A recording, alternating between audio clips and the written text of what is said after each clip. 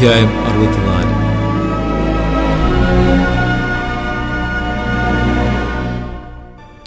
അയ്യോ, ജാതികൾ തിരുമുമ്പിൽ വിറയ്ക്കത്തക്കവണ്ണം നിന്റെ നാമത്തെ നിന്റെ വൈരികൾക്ക് വെളിപ്പെടുത്തുവാൻ തീയിൽ ചുള്ളി കത്തുന്നതുപോലെയും തീ കൊണ്ട് വെള്ളം തിളയ്ക്കുന്നത് പോലെയും മലകൾ നിന്റെ മുമ്പിൽ ഉരുകിപ്പോകത്തക്കവണ്ണം നീ ആകാശം കീറി ഇറങ്ങി വന്നെങ്കിൽ കൊള്ളായിരുന്നു.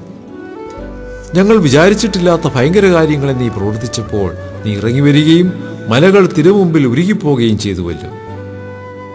നീയല്ലാതെ ഒരു ദൈവം തന്നെ കാത്തിരിക്കുന്നതിനു വേണ്ടി പ്രവർത്തിക്കുന്നത് പണ്ട് മുതൽ ആരും കേട്ടിട്ടില്ല, ഗ്രഹിച്ചിട്ടില്ല, കണ്ണുകൊണ്ട് കണ്ടിട്ടുമില്ല. സന്തോഷിച്ച് നീതി പ്രവർത്തിക്കുന്നവരെ നീ എതിരേൽക്കുന്നു. അവർ നിന്റെ വഴികളിൽ നിന്നെ ഓർക്കുന്നു. നീ കോപിച്ചപ്പോൾ ഞങ്ങൾ പാപത്തിലകപ്പെട്ടു. ഇതിൽ ഞങ്ങൾ ബഹുകാലം കഴിച്ചു. ഞങ്ങൾക്ക് രക്ഷയുണ്ടാകുമോ? ഞങ്ങളെല്ലാവരും അശുദ്ധനെ പോലെ ആയിത്തീർന്നു. ഞങ്ങളുടെ നീതിപ്രവർത്തികളൊക്കെയും കറപുരണ്ട തുണി പോലെ. ഞങ്ങളെല്ലാവരും ഇല പോലെ വാടിപ്പോകും. ഞങ്ങളുടെ അകൃത്യങ്ങൾ ഞങ്ങളെ കാറ്റുപോലെ പറപ്പിച്ചു കളയും. നിന്റെ നാമത്തെ വിളിച്ചപേക്ഷിക്കുന്നവനും നിന്നെ മുറുകെ പിടിപ്പാൻ ഉത്സാഹിക്കുന്നവനും ആരുമില്ല. നിന്റെ മുഖം ഞങ്ങൾ കാണാതെ വണ്ണം നീ മറച്ചു വെച്ചു. ഞങ്ങളുടെ അകൃത്യങ്ങൾക്ക് ഞങ്ങളെ ഏൽപ്പിച്ചിരിക്കുന്നു. എങ്കിലോ യഹോവേ, നീ ഞങ്ങളുടെ പിതാവ്, ഞങ്ങൾ കളിമണ്ണും നീ ഞങ്ങളെ മനയുന്നവനുമാകുന്നു.